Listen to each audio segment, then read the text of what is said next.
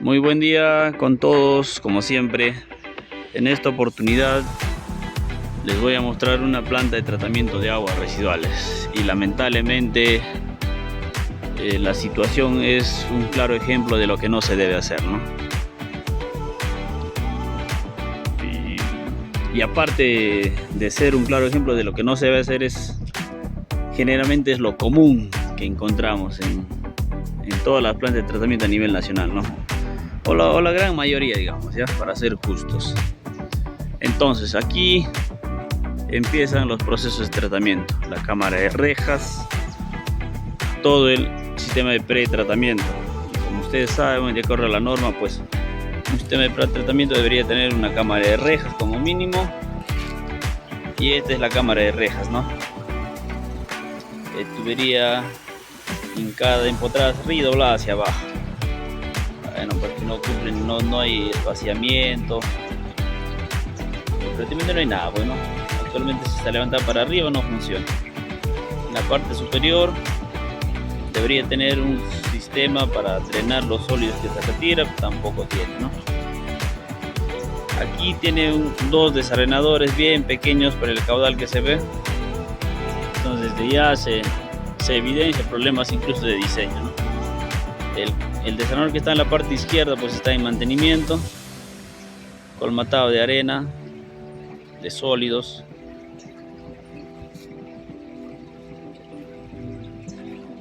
Como ven, pues tiene una sola compuerta. Mira, la longitud, ¿cuánto será? No pasa de 3 metros. Muy pequeña para el caudal que se ve, ¿no? Por ejemplo, después pareciera que es una canaleta partial, porque se ve un estrangulamiento, pero no el tratamiento tiene una cierta longitud también. Acá básicamente termina en un ángulo. Desde ahí, por ejemplo, yo en mis diseños ya no recomiendo, por ejemplo, canaletas partial de concreto, ¿no? Porque dependiendo del maestro de obra, porque tiene sus complicaciones y a veces se construye mal. Entonces, desde ahí se recomienda ya. Desde ahí, por lo menos, nosotros recomendamos ya canaletas partial prefabricado, ¿no? En acero inoxidable, en fibra de vidrio. Ahí la única desventaja es que un poquito no hay proveedores en el Perú, o son pocos, ¿no? Un poquito escaso ese tema, pero sí hay, ¿no? Buscando siempre se encuentra. Entonces, ahí termina el pretratamiento y esto pues continúa su recorrido.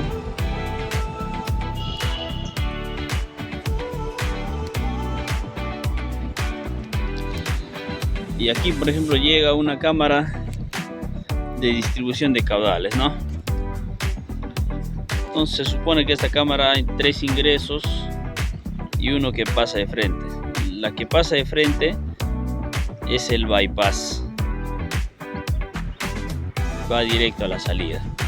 Estos 3 es una cámara repartidora de caudales que obviamente no está funcionando bien, todo se está yendo al bypass.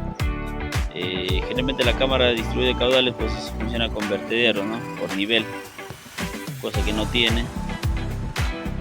Tal vez, quién sabe, tal vez ha tenido al inicio de operaciones, pero actualmente no tiene, ¿no?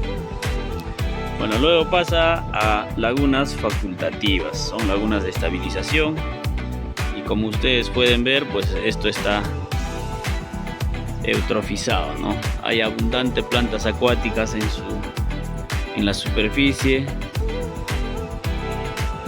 Se ve en esa zona también que hay harto material sedimentado. Obviamente esta laguna ya no funciona, ¿no? En vez de hacer el tratamiento, básicamente es un foco de contaminación, ¿no? Obviamente, ¿qué problemas acarrea? Pues acarrea malos olores, moscas, zancudos, incluso hasta roedores se puede ver, ¿no? Entonces es un problema. Entonces en muchos lugares, por ejemplo, cuando se plantea justamente estos tipos de tecnologías de lagunas facultativas, siempre se tiene oposición de la población, ¿no? Que apesta, que no funciona. Pero sin embargo eso es falso, ¿no? Las lagunas facultativas, las lagunas de estabilización, pues funcionan. Pero obviamente tienen que tener el mantenimiento debido, ¿no? Si no le das mantenimiento, pues obviamente nada funciona sin mantenimiento, ¿no? Y nosotros en el Perú pues estamos acostumbrados a construir una planta de tratamiento y pensamos que ya funciona por arte de magia, sin que nadie haga ningún tipo de control, de monitoreo, ¿no? Entonces ese es un concepto errado que tenemos que erradicar, ¿no? Toda planta de tratamiento necesita mantenimiento. Si no hay mantenimiento, pues ocurre esto, lo que estamos viendo, ¿no? Eutrofización. Y para continuar hablando de este tema, por ejemplo, el tema de las lagunas, hay dos mecanismos bastante importantes. Obviamente esto es mucho más complejo el tratamiento, ¿no? Pero digamos, uno de los mecanismos de remoción de contaminantes es la sedimentación. Ingresa un caudal, como el volumen es relativamente grande, el agua se va transportando desde el inicio hasta la parte final, ¿no? Hasta la parte final. Entonces, en ese trayecto, pues, como el volumen es alto, la velocidad es baja, entonces hay sólidos que tienen un cierto peso, entonces van sedimentando en la parte de fondo, ¿no? Entonces, esos sedimentos, pues, cada 5 años, 10 años, de acuerdo a la evaluación, se tiene que retirar, ¿no? Y disponer a un lecho de secado. Justamente es ya el tratamiento de lodos, ¿no? Pero en el Perú pues creemos que ahí desaparece toda la contaminación, pero no es así, ¿no? Entonces ahí se va acumulando, entonces ahí quitas la capacidad hidráulica de la laguna, entonces ahí te genera malos olores. Otro de los mecanismos, por ejemplo, en lagunas es la transferencia de masa, es decir, el oxígeno de la atmósfera va aireando en la parte superior al desagüe. Entonces se da ahí una transferencia de gases, ¿no? De oxígeno en este caso. Pero sin embargo, cuando ya tenemos eutrofizado la laguna, pues cuando las plantas acuáticas lleno toda la superficie, pues cortan este mecanismo de tratamiento, ¿no? Entonces obviamente te genera problemas, ¿no? Esta es la parte final de la laguna, no se visualizan las tuberías de salida y tiene un recorrido para este lado, justamente para ingresar ya a la siguiente laguna, ¿no? Entonces, estas lagunas funcionan en serie. Entonces aquí, por ejemplo, vamos a ver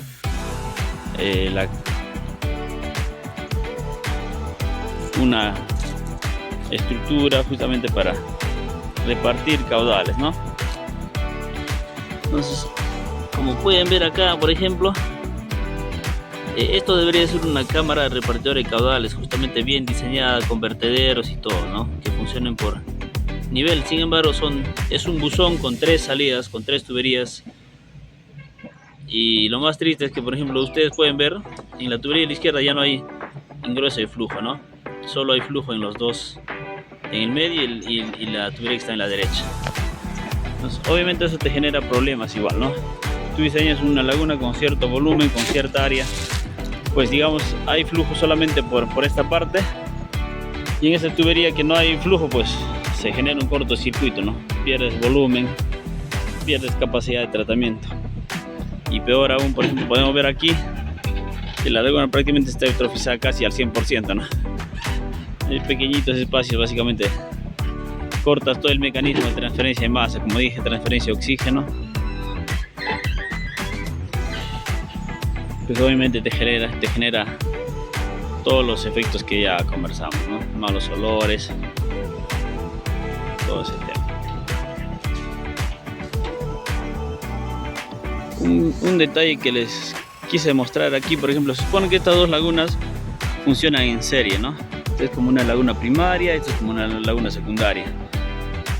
Sin embargo, aquí, por ejemplo, hay un canal que interconecta a ambas, ¿no? La razón la desconozco. Podría ser para tema de operación, para variar niveles de un lado al otro. Pero sí es un poco particular. Pues básicamente ya cuando la compuerta oxidada no funciona, pues básicamente se convierte en un vaso comunicante, ¿no? Ahora vamos viendo ya la salida de la laguna secundaria. Igualito son 3 tuberías. Y esta pues debería ser una caja de reunión, ¿no? Caja de reunión. Son 3 salidas. Pero sin embargo acá vemos el flujo más va por el bypass, y de aquí del bypass básicamente, o bypass o la salida, pues básicamente va a la última unidad de tratamiento en esa planta, ¿no? Que sería la cámara de contacto de cloro o la desinfección. Y sí, pues aquí por ejemplo vemos la cámara de contacto de cloro, ya con sedimento, sin capacidad hidráulica, casi hasta el nivel del agua están todos los sedimentos, ¿no? Obviamente pues este es el efluente que se descarga al río que está al costado, que ya lo vamos a ver. Y pues para mala suerte, básicamente estamos contaminando el cuerpo receptor, ¿no? Estamos contaminando el río. Entonces se aprecia un mal manejo de operación y mantenimiento. Desde ya también se aprecia un mal diseño. Por ejemplo, aquí no se ve dónde se inyecta el cloro, por ejemplo, ¿no? Se ve el serpentito, pero no se ve. Al final pues esta unidad pierde su sentido, pierde su objetivo, ¿no?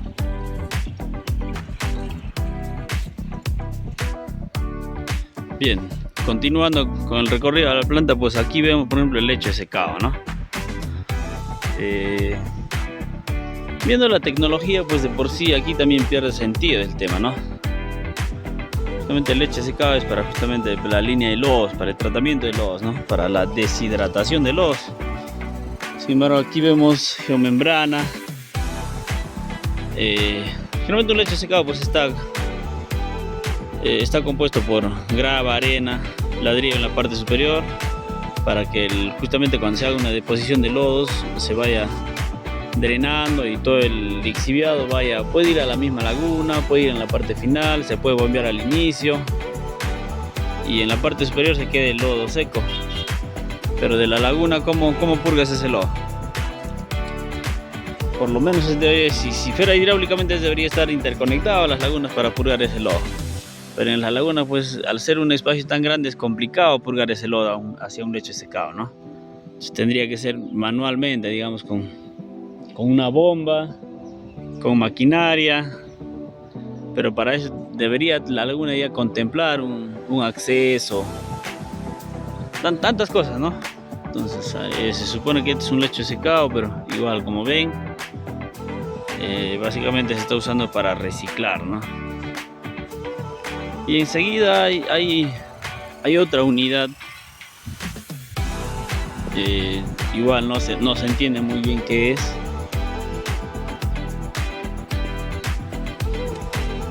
Es una unidad enterrada, básicamente donde hay sólidos, pareciera que fuera un monorrelleno.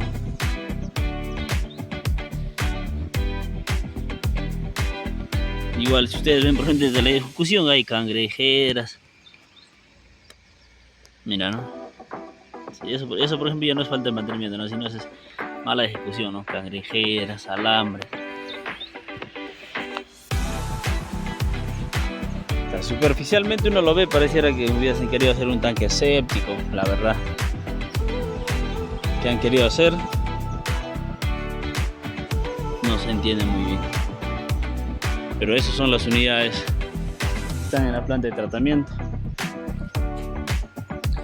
Bien, señores, y ya como parte final de la planta de tratamiento, lo que les queremos mostrar es pues en una planta de tratamiento, dependiendo del tamaño, se proyecta también infraestructura complementaria que llamamos, que es caseta de control, manejo microbiológico.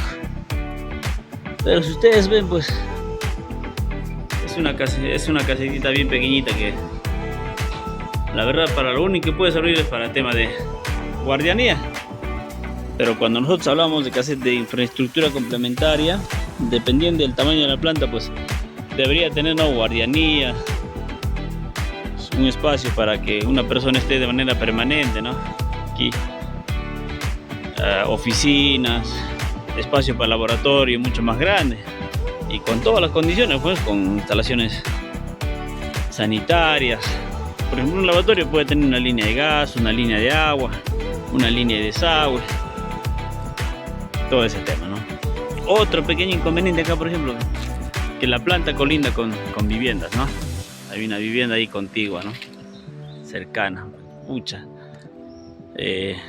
Pobrecitos los que habitan esa casa porque todos los días viven con el mal olor de la planta de tratamiento, ¿no?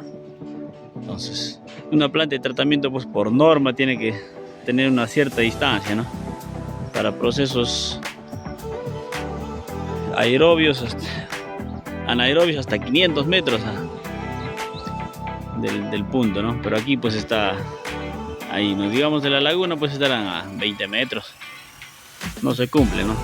Y si hay esa situación, pues la norma prevé por lo menos implementar un sistema de contingencia, ¿no? Debería haber un sistema de control de olores, de tal manera que la vivienda no sufra esos inconvenientes, ¿no? Bien, por hoy hasta ahí, señores. Muchas gracias por la atención.